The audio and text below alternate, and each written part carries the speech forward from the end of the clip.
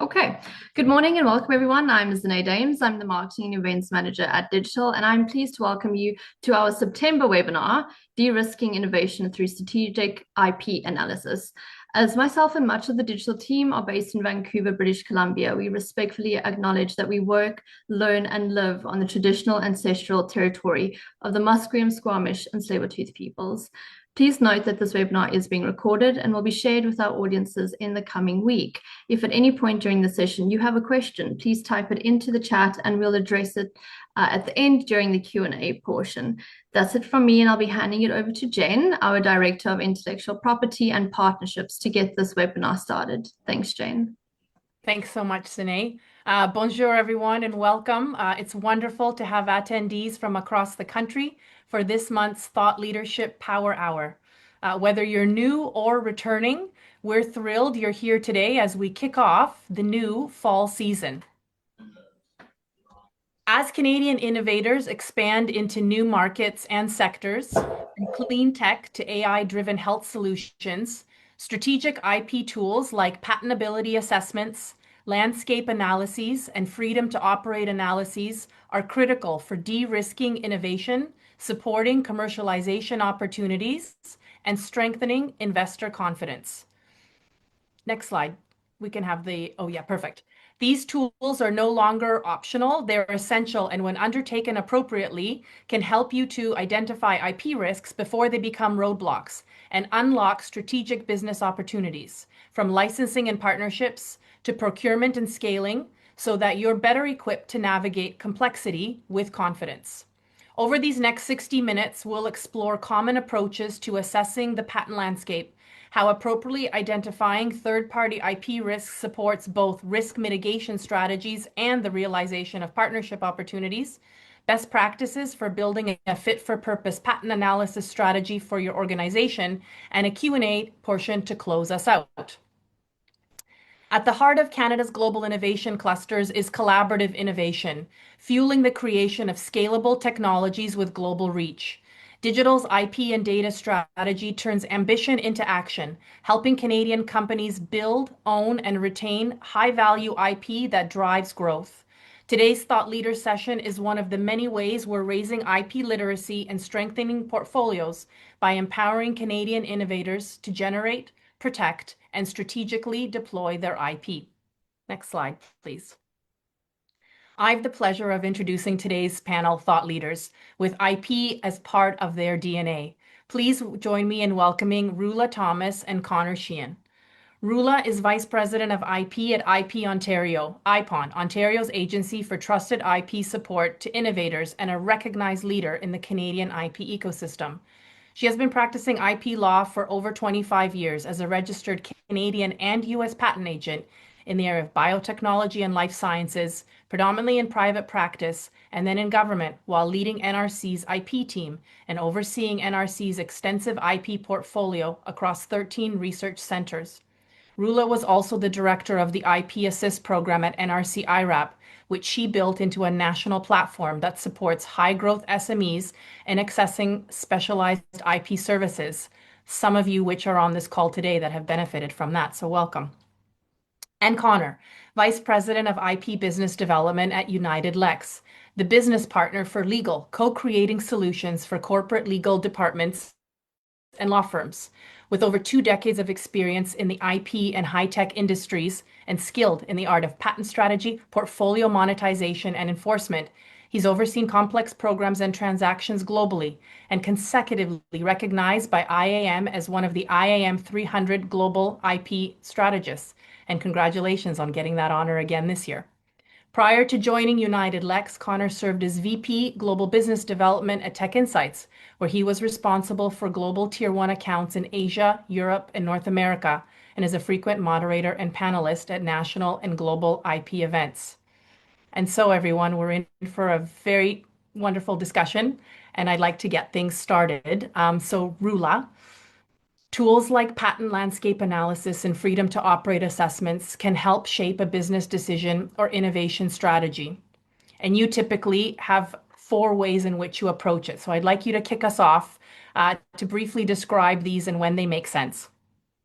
Thanks, Jen. Thank you for the invitation, and thank you for really putting this really important conversation before your audience. So I've obviously been prompted on this question. I'm going to share some slides that I'm hoping are going to be helpful to this group. So let's see. Okay, the slides should be coming and you should see this screen here.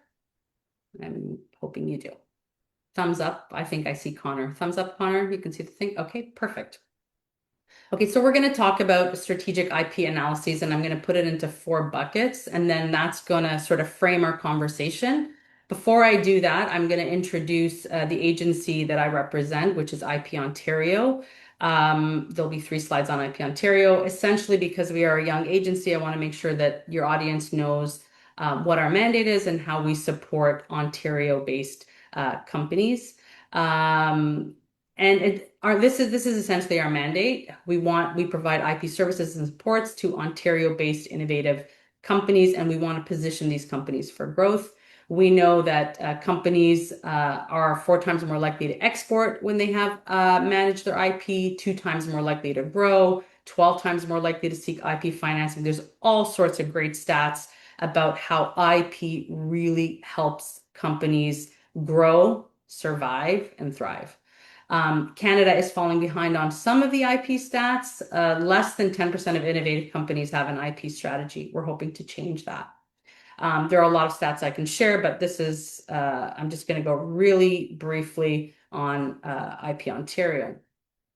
Essentially, we've invested over 26 million in our very short life to innovators. We work with colleges and universities across Ontario, and we work with regional innovation centers across Ontario. We've helped companies create jobs. We've helped them attract investment. We've helped them generate revenue and launch new products. And many of those stats can be attributed directly to IPON services.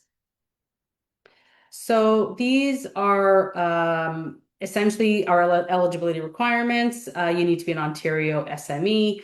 All of this is on our website, by the way. You need to grow with innovation, and essentially applicants apply through IP Ontario via an online application. You get assessed, and then if eligible and innovative and ready for IPON, we would onboard you as an IPON client. We support all these industry sectors, again, all on our website, and I think everyone in this room would fall into one of these sectors. Now we're getting to essentially the meat of our conversation, and I'm going to talk about these four strategies.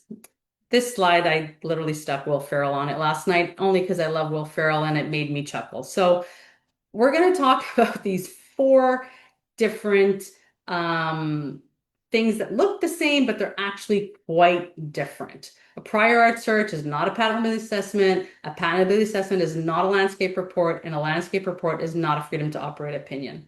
I'm going to go through each of these. That's Chad Smith. Oh, did somebody move that forward? Okay, we're still on Will Ferrell. Good.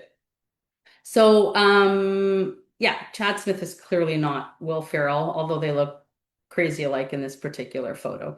And so I'm going to start with prior art search, which is kind of the foundational type of search that happens. And this search essentially feeds the product. So prior art search is the action, and then the patentability assessment, the freedom to operate opinion, the landscape report. Those are like the products that might be delivered after you do this sort of prior art search. And essentially what a prior art search is you're looking at all of what's in the public domain, what's out there. You look at technical publications, you look at databases, so like CIPO, WIPO, the USPTO's website, the EPO's website.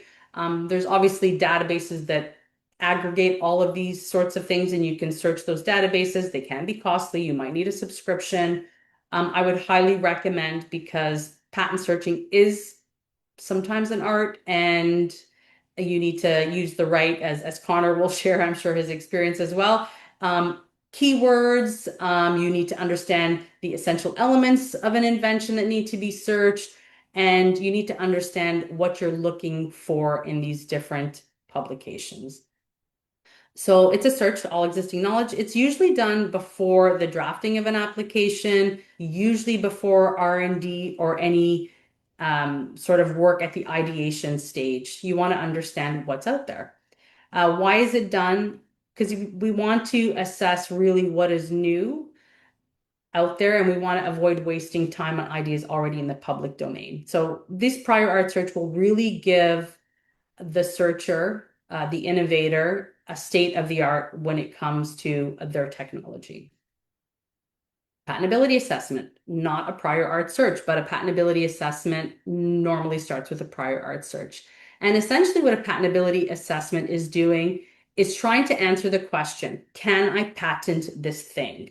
What is the likelihood that the thing that I have is patentable? Is it new? Is it useful? Is it inventive? Inventive, that's the term that we use when something is not obvious. So it's essentially a patentability assessment is a legal or technical opinion on whether or not an innovation is patentable. This is usually done, this assessment is usually generated after a prior art search and before the filing of a patent application. When we're looking at a patentability assessment, the patent agent, the lawyer, the professional that is conducting the search or reviewing the search to determine or provide a patentability assessment is really looking at documents as a whole to see what those documents teach, because it's not limited to what's in the claims. I'm not going to get into the anatomy of a patent here, but the art teaches something. And if the art, the publications teach something, it's going to influence whether or not that thing is new, unobvious, and useful. So patentability assessment really answers the question to file or not to file. And sorry, I'm going over these really quickly, but we'll have some questions and we can dig deeper where needed. The landscape report. So the landscape report essentially provides a broad overview of the innovation or technology landscape. And it essentially provides a lay of the land. The landscape report is really like if you were to like lift up and get a really high level view with respect to a technology, so you can obtain trends, how things are developing in this space, what is the market sector, what are the industry dynamics relating to a specific area, and looking for patterns or gaps or possible future directions related to a technology. And so landscape reports can be valuable to give like a real high level view, who are the main players, what are they doing, what are the hot research areas, where are the unmet needs, that white space, green space. And so that landscape report serves a very different purpose. Full disclosure, IPON does not support landscape reports. We do support prior art search and patentability assessments, but a landscape report is a different animal for a different purpose. It's usually done at strategic planning stages and usually before major R&D investment. And it's really done, like I said, to understand the innovative landscape relating to a technology. And then the last bucket we'll touch on is freedom to operate, FTO. People use this term incorrectly all the time. We'll get into that. But essentially, a freedom to operate opinion is a legal opinion. It's quite an exhaustive opinion. Nothing is 100%, so not every freedom to operate opinion is like 100% correct, right? It's trying to address the risks associated with commercializing an innovation in a very specific jurisdiction. And so a freedom to operate opinion is essentially telling you, if I were to use this innovation in this jurisdiction, would I be infringing upon someone's active, and I underline the word active, and enforceable IP rights? If the patent is expired and it's exactly your product, you're not infringing anyone's rights. There are no rights to infringe in that jurisdiction. And so freedom to operate is done normally before a product launches. So it's done later on in the game, and I know Connor will get into this later. At commercialization, before commercialization, or before entering a new market. And a freedom to operate opinion is done to really minimize the risk of infringement lawsuits and to decide whether or not you might need a license, Maybe you're going to reassure your investors and partners of the legal risks associated with a product or service you're looking to launch. So that is it in a nutshell. I'm pretty sure that's my last slide. Yeah, is my last slide.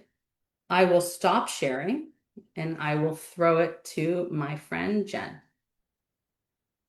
Thank you. As the screen share stops, we'll just put up for Connor, and Connor sort of what Rula sort of started as our foundation here. If you can build upon that from United Lex's lens, that'd be great.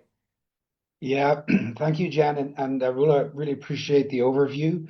I'll take probably a less technical lens on the topic and give you more of a practical about how we at United Lex approach supporting startups and even mature companies in these areas. I will also begin with thanking everybody who's attending today and for Jen and team for setting this up. This is a fantastic forum and a fantastic opportunity for us all to share some ideas. We can just maybe jump to the next slide, please. This is it's a process flow that we developed internally, derived from many clients trying to understand where they are in their particular journey, IP journey, and where they're going.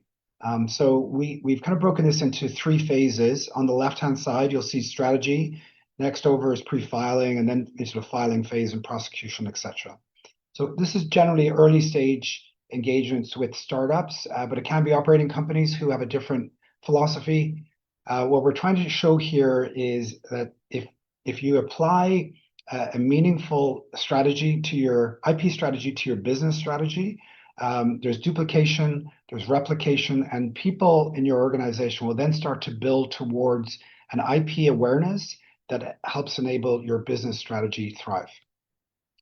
Rula mentioned the search and patentability assessments. If you look on the first two phases, phase one and phase two, how we would couple that would be building the foundations of your invention and your technology. In that, we would describe doing search work, patentability assessments. And again, I'm not going to delve deep into the technical on those. That was done by Rula, but really it's building that foundation before you do something else. We will have clients who will have maybe worked with a law firm, and the law firm helps them kind of scope out the strategy aspect and the pre-filing, and then continue on with the filing and prosecution. Oftentimes, it's not clear to the client how long that takes. Should they budget for that sort of work coming up? And what does each stage give them? What should they expect and be prepared for? So we're trying to just break things down into more kind of meaningful and kind of bite-sized pieces. So once we're past the search and patent assessment area, we then look into landscapes, as was described a few moments ago. So really, landscapes inform the strategy, right? So it'll identify white space analysis. It'll identify partnering, collaboration, areas for investment, whether it's your own money or a third party. And landscapes also are a roadmap to inform strategy for investment. So when you are looking for investment and someone says to you, okay, what have you been doing? What does your market look like? You're able to point to very specific areas of operation, your current portfolio, if you have one, where is that covered in the ecosystem? Where are the opportunities perhaps to do some licensing in the future, collaborations, JVs, or even acquire patents or even businesses in the near term or future? And then we get into the FTO opinions. We would look at an FTO as a gatekeeper to market entry. Again, we do not provide a legal opinion. We're providing a technical direction. We have hundreds of engineers who are skilled in many, many technical areas who can look at a patent or look at an invention, I should say, and really understand what that inventive concept is, understand if there are opportunities where that technology actually is in an emerging area or it can be used in an adjacent market. So that's something then, as it gets into the pre-filing and filing, those claims can be modified, and we can work with a law firm to help them understand, in some instances, help them understand the technical novelty of the patent, as well as helping them with diagrams and so forth, and then the law firm will execute on the claims themselves. So really to cap off what Rula had provided earlier on search, patentability, searches, landscapes, and FTO, if you put these in sequence, the picture becomes a little bit more clearer in understanding of how they apply to your business, why they apply to your business, and when. And then top that with what you should be budgeting for this sort of work. Know your options, ask lots of questions at this stage. And I think if you're on that path and on that course, I think you're in a great place to hopefully begin your IP journey or continue your current IP journey. That's it, Jen. Awesome. Thank you, Connor. And so now we can dive a little bit more into things, and thanks you both for sort of providing sort of that overall sort of lens for folks as they start to now dive into this. So Connor, you shared a little bit already kind of around a higher level. Maybe before, as we dive in, we can double click a bit around, as organizations need to balance the cost and the complexity of IP analysis with also that need to move quickly in these innovation cycles. And these days it seems increasingly faster and faster. So a little bit maybe touching upon further what you've just walked us through, is there anything else you'd like to kind of share more around your approach and given your business line that you're sort of engaged in this space that you can share with us? Absolutely. The innovation cycles for startups are getting shorter and shorter. IP risks are getting broader, more complex, more global. It can be very intimidating. You see a lot more articles and news articles about IP, infringement cases, lawsuits. So it can be quite perilous. From our side of the business, generally what we're trying to do is right-size analysis projects for the particular need of the client. If it is in a more mature end on an FTO opinion, it doesn't have to all happen at once. There can be parts done in collaboration. There could be partnerships we have with law firms to give better pricing options to the company. So what we're trying to do is, if it's early stage and you're trying to green light a prototype, you don't need to do everything at the same time. As I mentioned, there may be some search work done, patentability work as Rula described, but really, break down the analysis need with the appropriate analysis offering, and not just say, here, we'll do a application for you and everything that goes with it. You have to understand where the client is in their business cycle. What do they need today, and let them understand, as we showed you in the previous slide, what the next steps actually look like. I would say 80–90% of the companies we deal with at this stage do not have a very clear understanding of what happens beyond the current conversation. They know that there is something next, and we'll get to that next quarter or next year. But hiding behind a schedule or a budget is not great business sense. Let's really have a candid conversation around it. And as I mentioned earlier, we want to make sure the IP strategy informs and is aligned with the business strategy. Leveraging technology and scale. We have, as I mentioned, hundreds of people in our team, and really looking at some technologies out there. AI is everywhere, and everybody is offering a solution. But really understanding, what problem are you trying to solve, and again, right size that solution to that problem. And I know it sounds very obvious, but if you're not fully comfortable or conversant in IP language, for example, or terminology, sometimes you can get overwhelmed and you believe you're on the right direction. You get patentability searches done, you spend a lot of money, and then your business changes direction. But has your patent strategy changed direction at the same time? So that's just a little tip that we see quite often, where business direction changes, patent strategy remains static. So make sure both those are aligned in a parallel direction.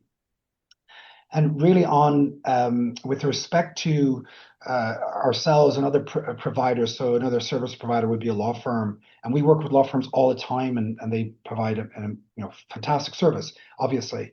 They're generally, they're very bespoke. They're heavy lawyer-driven opinions. And again, this is my perspective on this.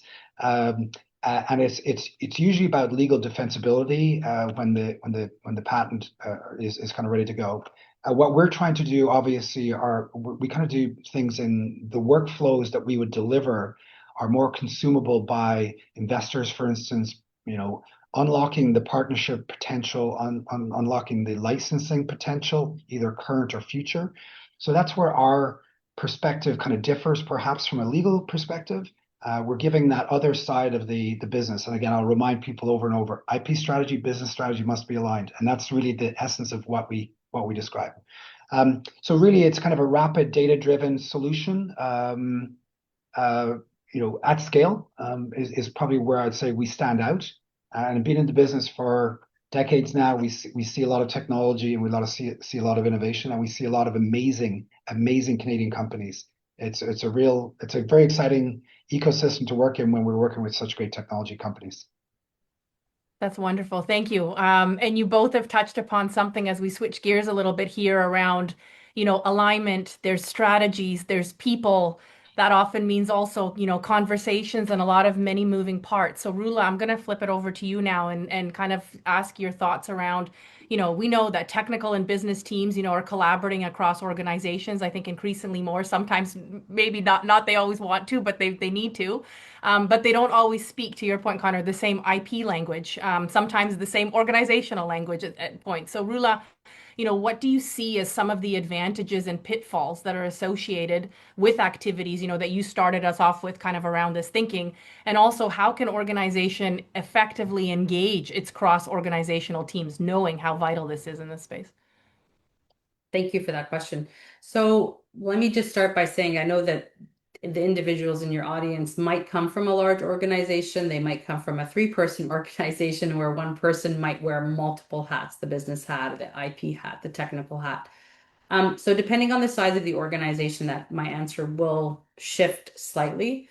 I do find it's really, really important when you're engaging with whether it's the business team or the R&D teams, um, to really make sure that there's clarity on what the relevant information that you need from these different individuals. Scientists see things very differently. The business people see things very differently as well, and so do the IP people.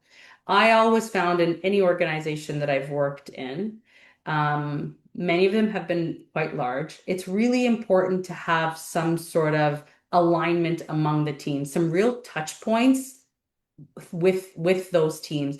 The R&D team, and usually the IP team is the mediator of those conversations. We'll bring the business people together, we'll bring the R&D people together at the same table to understand what they're doing, how it's supporting the business. So Connor's absolutely right. Your IP strategy needs to support your business strategy. It's business first, and the IP needs to support what your business goals are.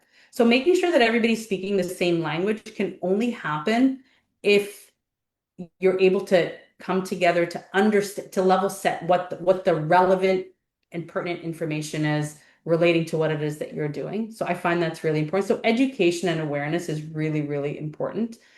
IP is often viewed as complicated. It doesn't need to be very complicated, but to decomplicate it, to make it less complicated to the researcher or the business person, I think it's really important to frame it in what's relevant to them. So I'll give an example. I worked with an NRC, and we had 13 research centers across Canada. My area is in biotechnology and the life sciences, so I worked with incredibly intelligent scientists. And so they looked at things from a very specific lens. We have this vector and we want to produce protein this way. And the business people want to bring a specific partner that can leverage that vector to produce protein that way, but also other ways. Might be a platform technology, and we might want to use it in different ways. And then the agreements team needs to understand, how are we going to frame this in the context of a contract? It's really important for there to be alignment with these three groups of people. And I think once you define what the relevant information is that the business person needs, that the contract person needs, that the scientist needs to provide, that's when you can start really having effective engagement within the organization. If you're a small organization, I think it's really important to have a lead person that can level set, that you can go to with your questions when it comes to, business, or we found this out. There's this potential partner that we'd like to work with. I'm talking really small organizations. We have this partner we talk to, they have this technology. Oh my gosh, does that mean that we're dead in the water? We can't do anything here? Not necessarily. When you sit down and show this, what you've uncovered or what you've learned to a patent professional, they're going to look at and analyze it in a very specific way. And they'll be able to really give you a proper assessment if this thing is relevant, if this partner is a valued partner, somebody that we need to license with, work with, collaborate with. So they're going to look at something from a very specific lens. The message in the response here is there needs to be some alignment. You need to figure out what's relevant to each team, and you need to share that in a very collaborative way. My experience. I don't know, Wonderful. Connor, you want to add to that? Yeah, I was going to say, Connor, you want to kind of add to that and maybe take it sort of a little bit further to that is, when we're seeing this, that companies, especially those at the early stages, right, often are also sensitive to cost considerations and issues in addition to the translational sort of and people issues. So maybe riffing a bit off of what Rula has said and also adding, an approach around how can one think about it from a cost-effective yet risk-averse way of navigating it, because there's a lot of navigation to be had in all of this, as we can see, as you guys are. Yeah, thanks, Jen. And you mentioned risk, and we'll touch on that. And it's a commonly used term in IP because it's very hard to measure. But the first thing, it kind of acknowledge the tension. There is tension when you're talking about pricing, cost, budget, timelines. Any early phased or startup organization, they face a really tough trade-off, right? So it's the philosophy of either prototype or patent. And believe it or not, you can do both. There was a time you just did one or the other, but again, prototype or patent was a common term years ago, and now that's, I would say, not eradicated, but with the help of the great work that IPON does, for example, they really help educate the ecosystem and understanding what's next. How should I budget? What does the deliverable do for me? What's the purpose, right? Not just to sit on a shelf and I say I got this study down. Like, how do you really implement and use it?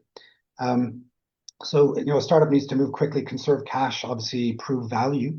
At the same time, avoid IP missteps, which can happen, whether it's just bad luck or just bad choices. It may help with commercialization down the road. It may actually block investors if they don't have the right materials. And again, investment is key because IP, it's not as complicated as Rula said, as people may feel, but it can be kind of cost prohibitive. So like a budget at home, right? You don't do everything at once. You think, okay, I'll pay my mortgage and I'll pay the bills and pay the school and so on. So you have to plan it out and think it out and then execute accordingly. I touched on kind of a fit for purpose solution. So really looking at staged approach services, like what's the fit for purpose solutions you can offer, or at least consider. We're seeing more and more clients come to us kind of knowing what they want, right? And they'll say from a patentability assessment, this is what we've looked at and we've had other parties look at, but we need to fill in the gaps, and this is where we need your help. So they're never starting at zero, not always. And if they are starting at zero, they're much more educated. And again, they're taking advantage of the services that IPON would provide, for example. Tech-enabled efficiency, right? So again, AI is everywhere. And I know I'm sounding like I'm repeating myself, but these are just generally the same solutions that you're trying to do, but you're trying to reduce cost and time. And by usually, time and labor, like any services company, that's what you're charging. We don't need to do something that's going to take 12 weeks. We want to take something that's going to take maybe 5 days with an understanding of what the output's going to look like and how that's going to affect the client. And then it's business alignment. It's again aligning your output if it's a landscape or even FTO or searches with an investor, so they can see visuals, they can understand histograms and roadmaps, and not just quantities of patents. Or someone saying, here, let's cite this article that EV is booming in Ontario, or it's funding is going to be cut back. Well, let's look at the patent landscape and really point to where this technology company might be able to survive and thrive in those particular areas. So we're trying to pinpoint, give the investor some tangible output to consider if it is investment play. And if it's the business itself, if they're going pitching to partners and so on, even licensees, having a conversation around where the direction of your company will be. So really what we try to do is we meet the companies where they are, meaning where they are in their cycle, and as they scale, we can scale the services up. And when I say we, I mean the industry. There's a lot of people out there do this work, but that's the key: is as they scale, we need to scale. And as a startup, really ask that question: is this service being provided to me overkill, or is it not servicing what I need? So really, I insist that at that point of your journey, ask those questions. Thank you, Connor. And I think that leads nicely sort of into the next sort of piece, Rula, as Connor has talked about sort of, as Canadian innovators, they're preparing to scale and enter these sectors. What does it mean when a search identifies, say, for example, a patent, that is relevant to a product, or service that they want to launch? Great question. I'm going to just plug something really quickly because Connor sort of alluded to it and it prompted me to alert the audience to this. So IPON launched what we call our IP toolkit. It's an education resource that provides a lot of, and I'm happy to share the link, Jen. It's an education resource, and we have a public-facing version of that toolkit that we're hoping is going to really inform innovators on IP. Of course, there's a more advanced version of that with additional resources for clients. And we have IP coaching, which is time with a specific IP professional to help early stage companies really try to get guidance on really important critical points in their growth journey. Really, those early stage companies are really benefiting from this service. Now, to answer your question regarding innovators preparing for, when they've identified a patent or something irrelevant, what are they supposed to do with that? So, when you're not feeling well and you start Googling things, and then you you get alerted to all of these things that, oh my God, I might have this and I might have that.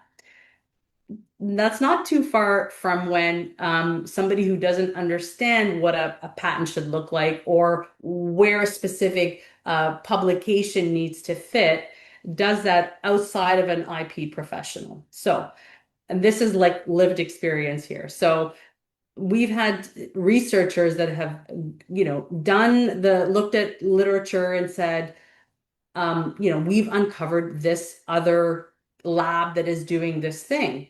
And so, great, wonderful. Thank you for bringing that to our attention. Now we dig a little bit deeper. We can look at that technical publication and see, does it really disclose what it is that we're doing? Does it render it obvious? Does it make it obvious? Because you have to overcome that if you want to patent something. And then we start to look into the patent literature and we try to look at, what is the patent application, whether it's an issued patent or an application in progress. What is that thing teaching? What is it telling us? What is it doing? What is it informing? And then we look at the claims, if it's a application, those claims are still in flux. They haven't been defined yet from the patent office. Or if it's an issued patent, we have some concrete claims that now we can read against what it is that we're doing. And so somebody who's not skilled in this area might not be able to interpret the claim construction properly, might not understand the features that need to be present in those claims related to the product or whatever it is that innovator is looking to compare it against. They might not be able to dig deeper into like the file wrapper, the prosecution history of that application, which is publicly available if you know how to look for it. And so you'll be able to see how the application has shifted over time. These are things that it's the difference between, a doctor diagnosing you and Dr. Google diagnosing you. So when you bring a reference, a publication, a patent application, a technical reference to the attention of your IP professional, they'll be able to say, yes, but it doesn't do this. Or yes, sure, there's a patent application that describes all of this, or there's an expired patent that describes all of this. So you know what? We're not going to be able to patent this thing. It reads on what we've done. We can't file a patent application because we're never going to get one. This thing is not new. But guess what? It's expired, so we can produce it in this jurisdiction. And so understanding what you've uncovered and what are the real consequences to what it is that you're doing really need to be looked at through the lens of a professional. Sometimes, and I'll say this for people that are embarking on searches and learning things, an IP professional that practices actual agency work will understand, oh, you've uncovered this piece of information, this prior art reference, whatever it is, whether it's a technical paper or a patent. And now you have an obligation to disclose that thing to the patent office, for example. So it's information is very, very powerful. Understanding how you have to use that information, what your obligations are related to that information is really, really important. So working with a professional to help you understand what it is you've discovered is really, really important. So it might not be a problem at all, but you won't know until you bring it to the attention of your professional. Yeah, no, super important. And you kind of, you both have raised things sort of one that there's no, A plus B equals C, there's not one size fits all, to go back to that right sizing. And literally it really is the art and the science of this. And sometimes, having a little bit of information, you know enough to be dangerous, right? To your point, right? Where you kind of go down those pathways. So kind of flipping gears a little bit and from both of your seats, you both have no doubt seen, not only sort of creative, perhaps at times unconventional ways that IP has been used to support innovation or collaboration or even market access, right? You've touched upon these different things. So Connor, I'll kick it off with you first. From your seat, without disclosing anything confidential, can you share, several, examples if you have of great outcomes, where you've seen clients achieve, by availing themselves of patent analysis? Yeah, and full disclosure, obviously we've got a little bit of insight to these questions prior to, and there are a lot of use cases I could describe, and I was trying to come up with something dramatic and kind of wow, and I thought, no, let's just keep it on the rails here. But there are a lot of pretty cool stories, a lot of stories that worked out, and some stories that didn't, and we all know the origins of some of the big patent holders in Canada, the Nortels, the Blackberries of the world, and organizations like ours, and sometimes with IPON and others, and obviously Digital Supercluster, is to kind of right size. Hopefully, those companies won't leave in the future, and will grow to be really bolster and make the Canadian market that much more unique and cool, right? Um, so creative and unconventional ways we've seen IP. So we kind of we provide a technical opinion, not a legal opinion, when we look at IP. And so we view patents as a proxy to R&D. Okay, so it's a roadmap, and if you use that roadmap wisely, you can navigate quite quickly and hopefully be ahead of your competitors. So we've seen instances where we've looked at a technology that was destined for, it was in LiDAR looking at in the automotive sector. And we had a client who was very focused on automotive, and that was their belief. And they had a client at the end. And we said, look, there's a whole pile of different adjacent markets, similar technology, but drone technology for precision agriculture, for instance, or heavy mining that uses vehicles, autonomous vehicles. And the LiDAR technology itself is very, very, very similar, but not the same as technology that we found in landscapes. So we were able to identify white space areas where that particular client was able to redirect with our help from ourselves and the law firm, redirect those claims to be applicable in different technology areas for a future market. Um, that's one way of adjacent markets, patents as a proxy to R&D. Um, uh, we had a Canadian clean tech company who basically leveraged an IP landscape to show differentiation in a carbon capture feature that they had. So the main essence there was they looked at the white space analysis in conjunction where we identified there were several patents from a competitor, but also several patents from companies that they didn't know about.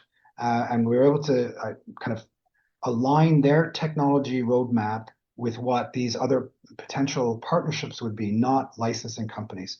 So it gave them the option to either have a licensing conversation around say, can we bring in some technology at a cost, but we think our market will absorb that, or do we change our claims to make sure we don't run into these people? And then two other quick ones would be we've done a lot of, and it's not the startups. So we're talking multinational with hundreds of thousands of patents, and they get asserted against a lot. So that's they're coming in and they're trying to invalidate patents. So we'll do a lot of prior art work for those companies. And the reason IP is working for them is they understand how to use service providers like ourselves and others. They're not trying to do it themselves. They're not using a lot of their time in their departments to try and solve the problem. They're outsourcing and right sizing the problem to an organization like ourselves. So prior art. And then the last would be there was a large retail company that had no patents.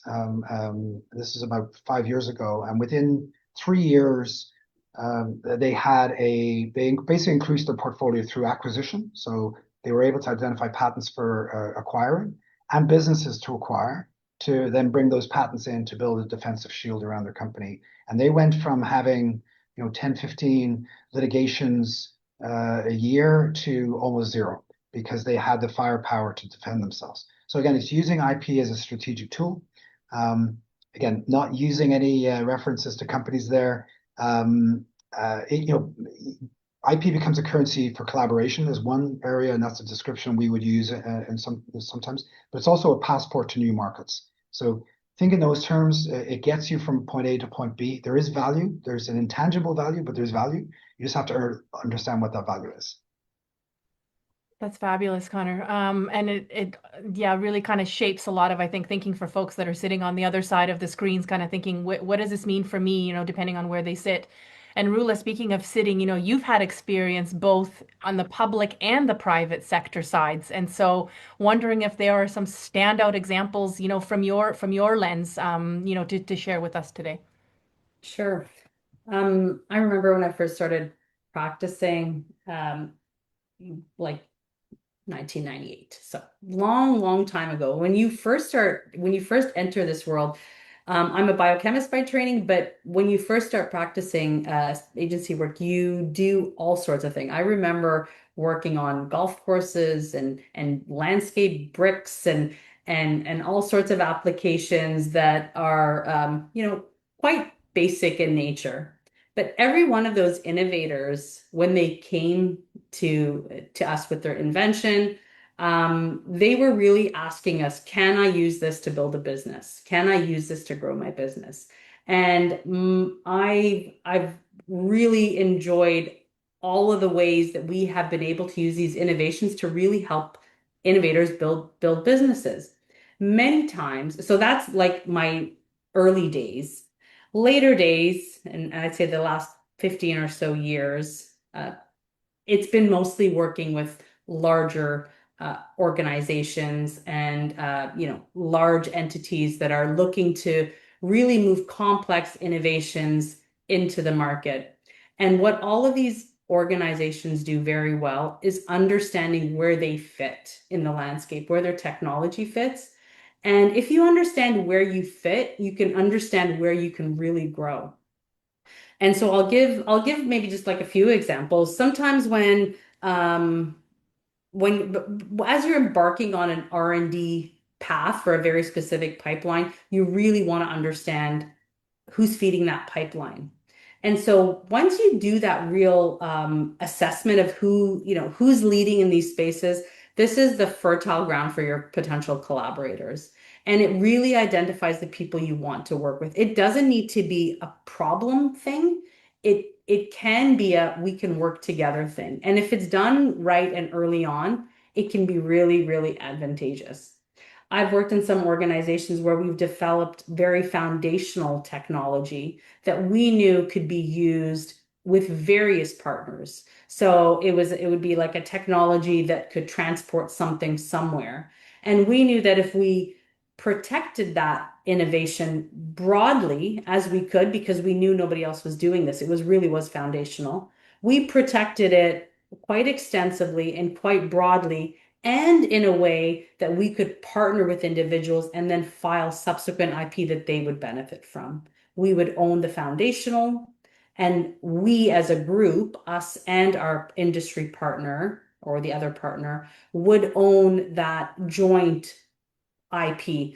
And it really was a win-win. We were really enabled to move a technology further than we could have done alone because we were able to take this foundation and branch it off into many different ways for many different therapeutic purposes, actually. And we were only able to do that because we had this foundational IP that opened the door for a conversation with a partner that we knew we wanted to work with. And so IP really does open doors like that.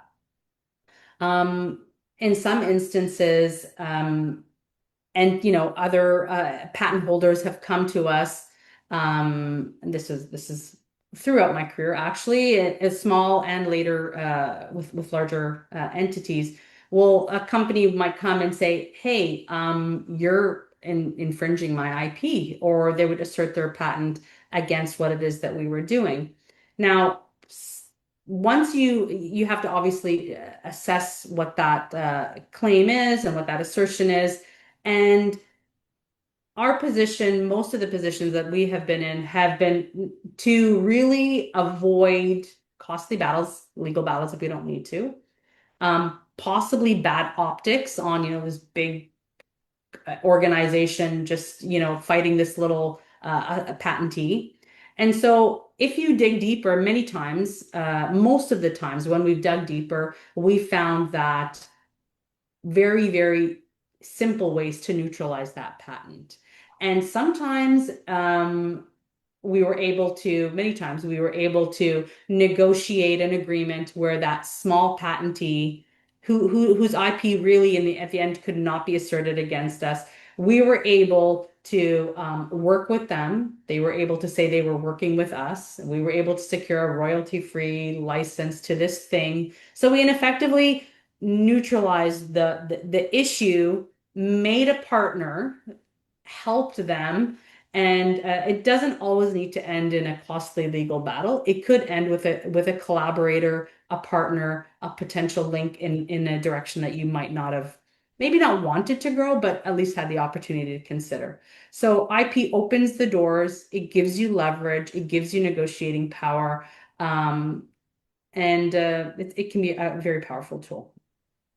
Thank you for that. And thank you both, because I think you've really sort of struck, a chord that's important. And often, it's this elephant in the room where, when you think of patents and you think of this space, it always feels so combative, right? There's sort of a negative element to it. And I mean, you both talked about, this tension, this friction, but that tension doesn't have to be a negative, to your point. There's a positive. It's like, how do we think out of the box? How can we make this happen? So we're gonna open it up, for folks who may have some questions. And as they do, I'm gonna just sort of, what you just touched upon, Rula, to get things started is, that you clearly, I guess you're seeing that there is this value in, pooling patents, whether it's pooling patents or pooling IP, this consortia sort of approach.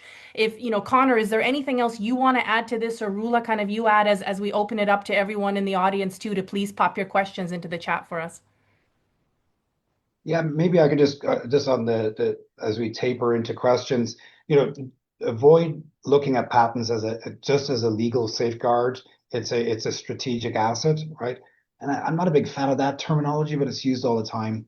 But really, viewing a strategic asset, it could be infrastructure in an organization. It could be a computer to a student. It's something that's as a value. It's used when it's used correctly. It's of great value. So when it's managed to create creatively, and then cost effectively, it doesn't just reduce the risk of your organization, but it also fuels the growth of the organization. And really, as Rula finished off on that, was it's unlocking partnerships, and I think this has been beaded through my conversation. Unlocking partnerships attracts investment, which is core and key, and opens doors potentially to new markets. So if you have that vision and that what you believe, why you have IP, uh, just there's a lot of information out there. You can find it quickly. But my advice is just ask the question. Honestly, just ask the question. There's enough support out there that whatever problem or challenge you're facing has been addressed before. So hopefully you get the right person to talk to, and you can continue on your journey. So Connor, you don't like strategic asset?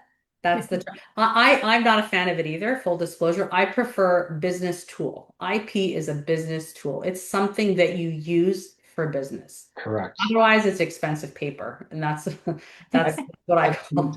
So you need to, there has to be a business reason for it.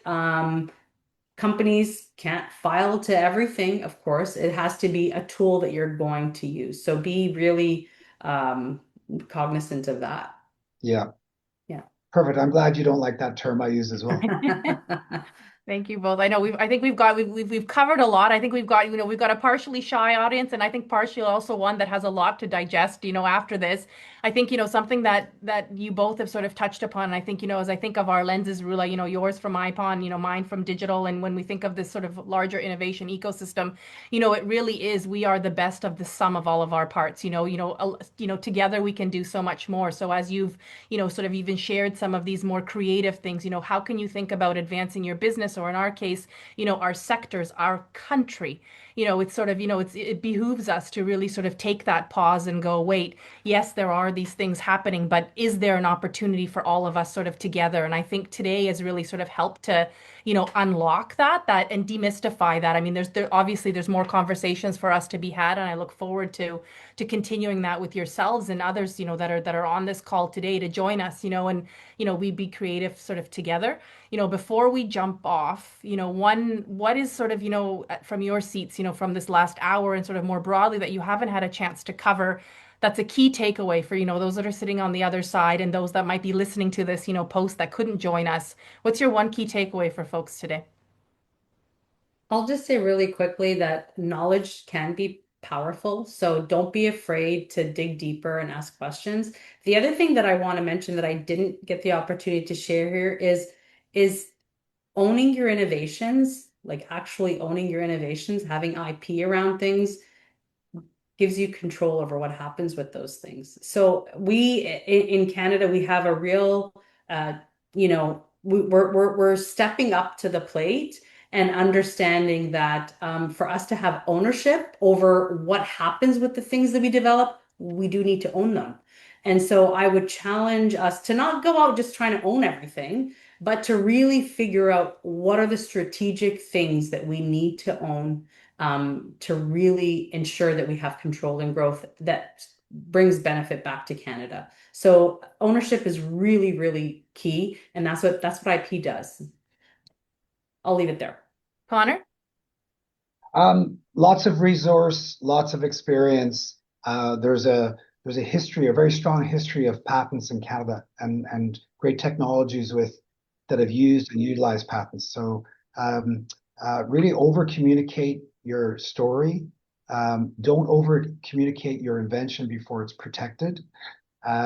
Seek good advice, and hopefully tell your story in the future at a forum like this when as your success grows. Um, Again, I've been in the business a long time, and I have a million stories, and they're all stories of growth and development. And it's people taking really brave entrepreneurs taking a chance with a technology.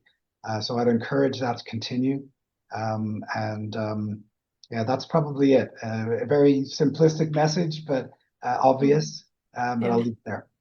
No, super powerful. And I think, thank you both, as we close this out, I think really sort of, that closing messaging is really our time is now kind of collectively, right? And as innovators, as stakeholders, as collaborators, we all have a part in this sort of for the success, of our nation and in our innovative and fabulous Canadian tech. So thank you both on behalf, of everybody in the room. I'll now hand it off to Zane to close us out, and yeah, look forward to continuing this conversation offline as well, and encourage those with us to join too. Thanks, Jen. Thank you, Thanks, Jen. Jen. Thank you, everybody, by the way, who took the time. Thanks, Connor. Thank you all once again for joining the webinar today, hosted by Digital and our wonderful Director of IP and Partnerships, Jen. All those attending today will receive a follow-up email in the next couple of days with any resources discussed throughout this session, as well as the webinar recording. And that's it from us at Digital. We'll see you at the next webinar session. Goodbye. Thanks. Bye.